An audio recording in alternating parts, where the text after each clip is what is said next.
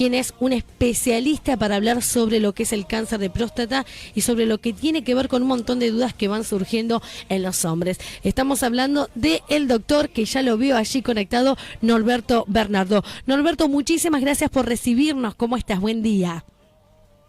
Buen día, Cecilia, buen día, Juan. Gracias a ustedes por comunicarse para hablar de este tema que en la introducción dejaste muy claro, la importancia de la prevención. A disposición para charlar con ustedes y que sirva para la audiencia también esta posibilidad de comunicarnos. Por supuesto. Bueno, te saluda Juan. Muy buenos días, Norberto. ¿Cómo estás? El placer de saludarte. Gracias por permitirnos tener un médico de tu calidad en nuestra comunidad y poder sacarnos todas las dudas.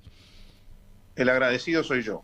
Un placer estar con ustedes. Bien, bueno, obviamente cuando hablamos de cáncer de próstata asusta mucho, sobre todo digo a los hombres que por ahí les cuesta un poquito más acercarse, hacerse los chequeos, que habitualmente digo, hasta nos pasa con los colegas, ¿no? Cuando hablamos de cáncer de mamas, hablamos de hacerse el PAP, la colpo, hasta los colegas varones lo manejan muy claramente al tema. Sin embargo, cuando tenemos que hablar de cáncer de próstata, cuando tenemos que hablar de la prevención a los hombres, ni siquiera estamos tan empapados los medios de comunicación. ¿Será porque los hombres se asustan tanto como decimos? Es así, yo creo que hay una cuestión cultural en el miedo de los hombres y yo creo que uno de los roles que tenemos que ejercer es precisamente hacer perder ese miedo, dar información y que la población masculina fundamentalmente se vincule con la prevención. En eso las mujeres nos llevan una delantera de mucho tiempo en cuanto a naturalizar la consulta desde el punto de vista de la prevención. Y también, como señalabas recién, Cecilia, el periodismo, a través de lo que fue en ese momento el rol de Tita Merello, cumplió un rol muy importante en naturalizar la realización del Papa Nicolau en aquel momento. Yo creo que eso redundó en salvar vidas, porque en la medida que se hizo diagnóstico precoz de lo que era la enfermedad del cuello uterino, realmente se llegó al diagnóstico en un momento donde las pacientes eran curadas. Sin embargo, no ha habido desde la población masculina una acción tan contundente como fuera aquella, y creo que tenemos que seguir trabajando en esto para hacer que se naturalice el control anual, así como controlamos con el cardiólogo o con nuestro clínico, también hacer la consulta con el urólogo una vez por año, que le permita saber que está en condiciones de salud perfectas, o si no fuera así y estamos en presencia de algo incipiente, tenga la oportunidad de saber de ese diagnóstico para precisamente poder ser curado, antes que pasen años sin saberlo y que cambie la situación de la enfermedad. Norberto, muy claro hasta ahí, pero para aquellos que no saben, porque hay muchos que hablamos de próstata y ni siquiera sabemos qué es la próstata en los hombres. Bien, la próstata es una glándula que nosotros tenemos en la salida de la vejiga. La vejiga es una esfera que tiene en su parte inferior un orificio que es el inicio del conducto de la uretra por el cual los varones orinamos. Bien, la uretra pasa por dentro de la próstata, que es una glándula del tamaño de una nuez, que está, como decía, por debajo de la vejiga, y una de sus funciones es producir el mayor volumen del líquido del semen. De todo el semen que eyaculamos, el mayor porcentaje del volumen proviene de la secreción de las glándulas que están en la próstata, y una parte menor proviene de las vesículas seminales, que son dos estructuras que están por detrás de la próstata, y solamente los espermatozoides representan el 1% de todo el volumen del semen que se eyacula. Entonces, la próstata va madurando y a partir de los 40 años empieza a tener unos cambios donde aparece la hiperplasia prostática benigna, y esa hiperplasia prostática benigna en general aumenta el volumen. Cuando aumenta ese volumen, reduce el calibre del conducto por donde sale la orina. Y al reducir el calibre del conducto empiezan a aparecer algunos síntomas como la debilidad en el chorro, se empieza a disminuir el caudal del chorro, la necesidad de orinar con mayor frecuencia, la aparición de deseos de orinar durante la noche que interrumpen el sueño, la urgencia para orinar, que en un momento tienen que interrumpir una reunión o tienen que detener un auto cuando van conduciendo para bajarse a orinar. Son síntomas que aparecen con el tiempo, pero tienen que ver con esa reducción de calibre del agrandamiento benigno de la próstata, que empieza a desarrollarse a los 40 años y es de manera variable. Hay algunos pacientes que lo desarrollan de manera importante y otros que no tanto. Sin embargo, el cáncer de próstata se origina en la parte de afuera de la próstata, en lo que sería esa cáscara de la nuez. De manera que al originarse en esa zona existe una demora en la aparición de síntomas, y es por esto la importancia de ir a buscar precozmente la existencia de un problema antes que de los síntomas.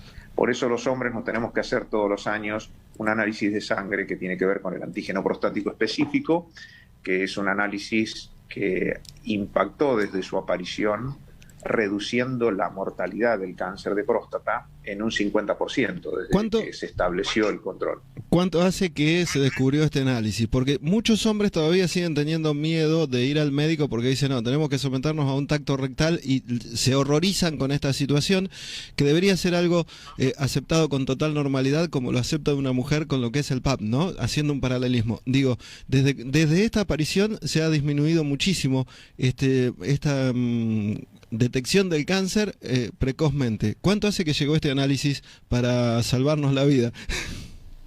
En la década del 90, digamos ya en el siglo pasado, apareció, se detectó y empezó a dosarse masivamente en la población. A partir de que empezó a dosarse, se vio que los valores que se elevaban llamaban la atención, si bien que la elevación puede deberse a distintas razones. Esta elevación llevó a una búsqueda más exhaustiva y empezó a detectarse una cantidad de pacientes que hasta ese momento no se detectaban.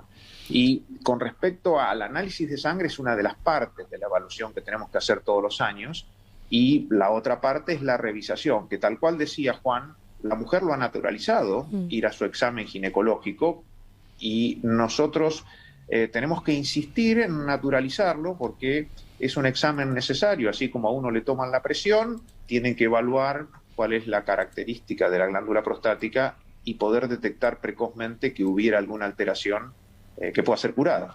¿Únicamente es a través del tacto o también se puede hacer a través de algún tipo de ecografía, alguna situación de estas?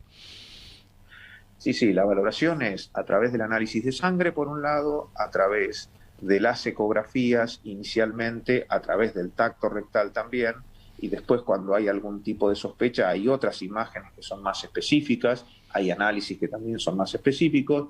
La resonancia magnética, por ejemplo, es un estudio que ha aportado mucha información con respecto a qué características de la estructura de la glándula podrían estar cambiando, que significan una zona sospechosa. Bien. Sí. Consulta, muchos tienen miedo a la intervención por lo que tiene que ver después con lo que es virilidad. Digo, ¿cómo se retorna después de una cirugía de estas? Sabemos de muchos pacientes que no han tenido ningún inconveniente, pero muchos tienen ese temor, es un mito que tienen los hombres. Sí, en realidad hay dos temores que tienen que ver con la historia de la cirugía prostática, que afortunadamente ha evolucionado mucho. Uno de esos temores es la pérdida de orina posterior a la cirugía, temporariamente, y la otra de las situaciones que era temida era la afectación de la función de la erección, que la erección se viera afectada. Afortunadamente las técnicas han evolucionado mucho y la tecnología también ha evolucionado mucho, de manera que hoy existen técnicas en base a la cirugía mínimamente invasiva, lo que es la laparoscopía asistida por los sistemas robóticos. Los sistemas robóticos permiten ver el interior del cuerpo en 3 dimensiones, que establece una diferencia con las 2 dimensiones, que sería como ver un televisor en casa y ver en el cine en 3D, donde tenemos sentido de profundidad. Ese sentido de profundidad nos permite identificar estructuras que son vasos sanguíneos y nervios, que al preservarse permite que se preserve, valga la redundancia, la función de la continencia y la función de la erección.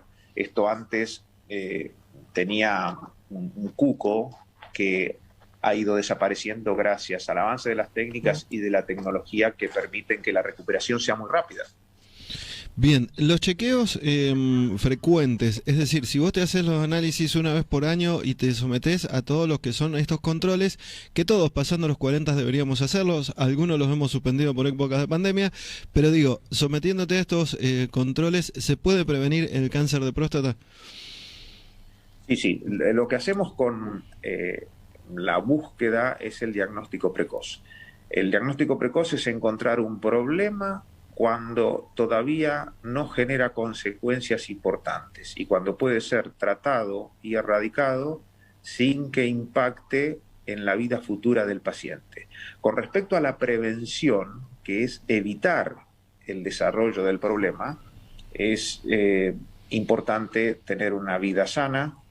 Una vida sana, cuando decimos esto, tiene que ver con la dieta, porque, por ejemplo, está demostrado que el consumo de alimentos grasos y el sobrepeso, la obesidad, muestran una mayor incidencia de cáncer de próstata y a su vez muestran un comportamiento más agresivo de ese cáncer de próstata en los pacientes que tienen sobrepeso y que tienen un alto consumo de grasas. Entonces, ahí estamos enfatizando en hacer una vida sana para prevenir el problema. En el tema del diagnóstico precoz estamos yendo a buscar la situación que explique que el paciente no tiene ningún problema y pueda quedarse tranquilo hasta el año que viene en la consulta con su urólogo, o bien que tenga un problema inicial en el momento en que puede ser tratado y curado sin que le genere a futuro otro tipo de problemas. Eso sería lo ideal, ¿no? La prevención, como siempre decimos, que se evite quizás ya la consecuencia que a veces es irreversible, sobre todo cuando decimos las mujeres tenemos tan internalizado que tenemos que sostener un hogar como si el hombre no. Digo yo, la mujer estamos corriendo todo el tiempo a hacernos los análisis, los chequeos, y para nosotras también es importante que el hombre tenga en cuenta estas cuestiones y no solamente caer en el día de para generar conciencia. Por eso para nosotros, doctor, es tan importante y tan valioso, y la pregunta es, ¿cuántos realmente tienen en cuenta esta situación para llegar a la prevención y no al problema en sí? Hay gente, hay hombres que se acercan para hacerse un diagnóstico precoz, para hacerse un diagnóstico para prevenir, o lamentablemente ya van con el problema en mano. Está cambiando esta situación y mucho del cambio tiene que ver con este tipo de acciones. Naturalizar el control anual, y entonces en la medida que lo hacen y sacan el mito con respecto a en qué consiste el control urológico, los pacientes empiezan a agendar para el año siguiente. Muchas veces han venido con gran temor y cuando descubren la sencillez de la evaluación, dicen, tanto miedo le di, tantas vueltas le di y resulta que era nada más que esto, y entonces a partir de allí agendan el control anual todos los años. Tengamos en cuenta que venimos con una cultura con mucha resistencia y mucho humor, si se quiere, alrededor del control con el urólogo, y esto, más allá de la cuestión humorística, hay que naturalizarlo, porque la parte seria de esto es que tenemos la oportunidad de salvar vidas, Tal cual, si lo hacemos oportunamente. Entonces, este cambio que tiene que ver con las campañas de difusión, a través de los medios periodísticos, a través de las campañas de prevención. De hecho, este año con la situación de pandemia ha diferido estos controles. Esto ha sido una limitación importante. De todas formas, insistimos en la consulta al urólogo y en los análisis de sangre, porque la idea es estar cerca de esos pacientes para que no tengan un problema. Años anteriores hacíamos las campañas de prevención con semanas de la próstata, donde los pacientes durante una semana asistían a sus controles, y esto obviamente la situación de la pandemia nos ha limitado mucho. Entonces tenemos que contrarrestarlo tratando de crear conciencia de la importancia de los controles de salud en todas las áreas de la medicina. En esta en particular que estamos hablando es en la salud prostática. Por supuesto. Bueno, nosotras las mujeres siempre cuando vamos a un chequeo ginecológico nos preguntan, ¿tenés algún antecedente, alguien en la familia que ha tenido problemas de cáncer de mama, de útero y demás? ¿Esto mismo pasa con los hombres? ¿Se puede recibir quizás más tendencia a este tipo de cáncer de forma, bueno, por herencia de familia? También ese es un gran punto, Cecilia, porque los controles nosotros de acuerdo a las guías, lo sugerimos empezarlos a los 50 años. Sin embargo, cuando hay antecedentes familiares directos, un padre, un tío, un abuelo con cáncer de próstata, se estimula el control a partir de los 45 años. Se adelanta ese control, porque tal cual decías recién con respecto a cómo en ginecología se pregunta y se indaga acerca de los antecedentes, también acá hay que indagarlo, porque eso motiva un adelantamiento de esos controles, porque hay cierta predisposición familiar / genética que puede hacer que en determinados grupos poblacionales se dé más. Bien, bueno, y te voy a preguntar como mamá, porque a veces tenemos más influencia en nuestros hijos que en nuestros maridos, esa es la realidad, y me imagino aquellas mamás que están teniendo a sus pequeños, niños, adolescentes, que por ahí dicen, bueno, me voy a adelantar, voy a ver si lo puedo llevar a un urólogo que lo controle, sobre todo aquellos adolescentes, jóvenes que empiezan a tener una vida sexual activa. ¿Es necesario también, no sé si puntualmente por el tema de evitar un cáncer de próstata, pero también para empezar a tener una vida saludable, digo yo, respecto a esto? ¿Valen los controles? Sí, valen los controles y tenemos que volver al tema de la prevención. Ustedes saben que hay un virus que es el HPV, que tiene que ver con algunas lesiones que se dan en las mujeres en el cuello del útero y otras lesiones que se dan en la piel del pene. Bueno, saben que hay un plan de vacunación para esto que tiene que ver con la prevención. Ese acercamiento del adolescente o preadolescente tiene que ver con saber si tiene la prevención adecuada, porque esta es una herramienta que antes no teníamos y ahora tenemos. Entonces, ya no tiene que ver con el cáncer de próstata, pero sí tiene que ver con una aproximación inicial con respecto a la cuestión preventiva de la inmunización. Claro. En lo que es HPV, que es tanto para varones como para mujeres. Y no diría que es un control obligatorio en cuanto al control urológico, pero sí es necesario crear información con respecto a la disponibilidad de la herramienta de inmunización para evitar la aparición de este tipo de lesiones mucho más adelante, pero que la vacunación es previo al inicio de la vida sexual. Tal cual. Y naturalizar, digo, el contacto con el profesional también, ¿no? Para que ya los niños, los adolescentes empiecen, yo digo, desde pequeño, a generar conciencia de que tienen que tener a este profesional como un amigo. Sí, claramente. A partir de que naturaliza ese adolescente, disculpen. Sí, no hay problema. Lo dejamos que acomode porque, bueno, sabemos que estamos en vivo y estas cosas pasan, sobre todo nosotros que estamos compartiendo el mate. Usted me parece que ni agua tiene, no sé si puede continuar. No tengo en este momento, pero es importante lo que decía Cecilia, que en la medida que un adolescente acompañado de sus padres consulta con un urólogo por un motivo preventivo, seguramente se afianza para seguir haciéndolo ante la primera oportunidad que le surgiera, en vez de el paciente de 50 años que nunca tuvo control con un urólogo, que no sabe ni de qué se trata, ni dónde atiende, ni cómo atiende, y entonces probablemente le genere más temor. Quien lo naturaliza en la adolescencia seguramente dentro de 20 años y 30 años va a ir muy naturalmente a su control urológico. Norberto, una consulta, hablábamos de prevención, digo, ¿tiene idea de cómo estamos con lo que tiene que ver con enfermedades de transmisión sexual? En algunas regiones hemos visto un incremento en todo esto. ¿Usted tiene algún conocimiento a nivel país cómo estamos?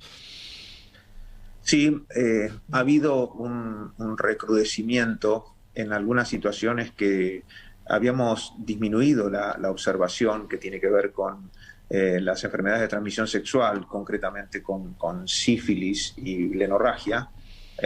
Tiene que ver con que en un momento, cuando el HIV, la enfermedad del síndrome de inmunodeficiencia, generó un gran temor, que no es el que en la actualidad genera, se tomaron muchas prevenciones con respecto a evitar la transmisión de enfermedades que tienen que ver con la sexualidad. En la medida que se naturalizó esta cronificación del HIV, donde los pacientes conviven como una enfermedad crónica, se fueron relajando algunas medidas de prevención y yo creo que sobre esto, desde la población joven hay que insistir mucho en las medidas de prevención para que no recrudezca como ha recrudecido esto que decías, de aparición de sífilis que ya estaba había disminuido mucho y que ahora vemos que ha recrudecido, lamentablemente. Yo creo que la falta de cuidados, de métodos de protección, ha redundado en este aumento.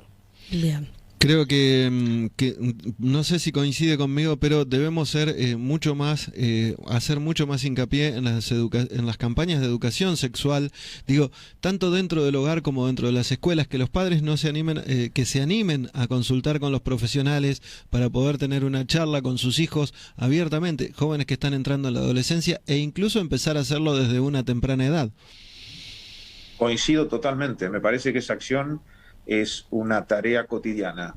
Coincido totalmente, hay que enfatizarlo y mucho. Por eso hablamos tanto de prevención, ¿no? De estas charlas que son más que interesantes, sobre todo cuando son personas especialistas, digo, porque hay miedos, hay tabúes, hay mala información y a veces esta mala información tiene una influencia totalmente arrasadora. Por eso, bueno, nuestra radio, que es la radio que construye conciencia social, le agradece, doctor, por estos minutos de corazón. Antes de despedirse, que nos recuerde cómo lo podemos ubicar a través de las redes sociales, cómo buscarlo. Bien, nosotros estamos desarrollando nuestra actividad en el Hospital de Clínicas y también en el Centro Argentino de Urología, donde un grupo de trabajo enfatiza su actividad con respecto al diagnóstico precoz y la información para la prevención.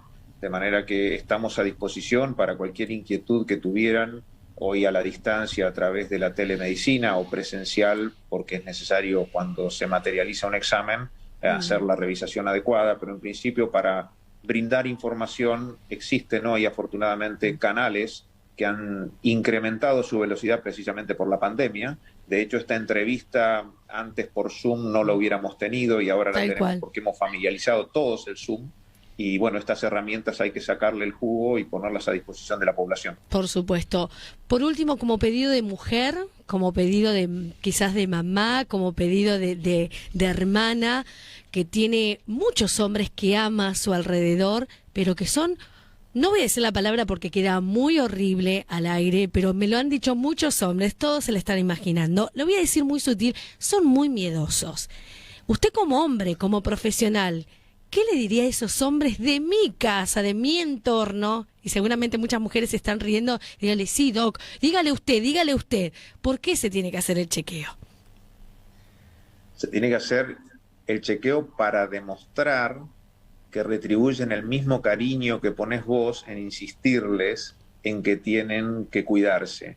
Entonces, es una deuda de gratitud para con vos que tienen que cuidarse ellos, convocando anualmente a su conciencia a que los lleve al médico y que te retribuyan, hacerte saber que con todo el cariño que tenés por ellos, ellos siguen estando bien y precisamente es un objetivo común que todos estén bien y que no hay que tener miedo, que hay que tratar de manejar el miedo si se lo tuviera, y para manejar el miedo la información creo que es la herramienta más útil que tenemos disponible para ofrecerles.